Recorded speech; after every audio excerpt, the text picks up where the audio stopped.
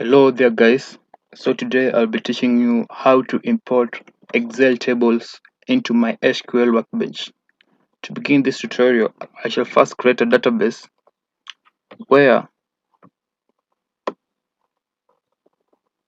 you run that code. In the bottom here you can see that the database has been created. After doing that, you go and refresh your schemas, then right click on the database that you have created, and then click on table data import wizard, and then this window pops up. Here is where you shall write the location of your file. You can write it or you can browse here.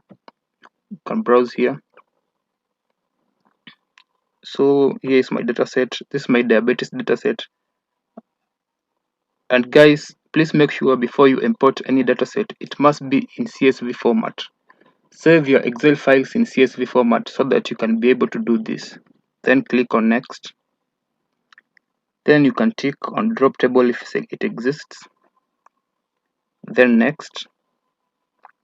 So here we have the variables in our dataset. These ones are the columns, and this one they are field types. You can change the field types from here. If you think the field type is not classified correctly, you can change it. For me, I'm not going to change it because I think it's just perfect. Then I shall click on next. After clicking on next, I shall click on next again. So guys, let's just wait for it to import. So our dataset has already been imported, our Excel table. So let's just click on next. Then it has imported 768 records. Let's just click on next. After doing that, make sure you refresh your schema here again. After refreshing it, let's just run some code to check if it has really worked.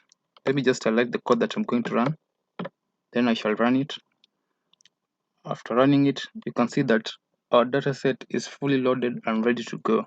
Then you can start doing your analysis or do whatever you wanted to do in your MySQL workbench. So that is it guys. Thanks for watching. Please like and subscribe to my YouTube channel.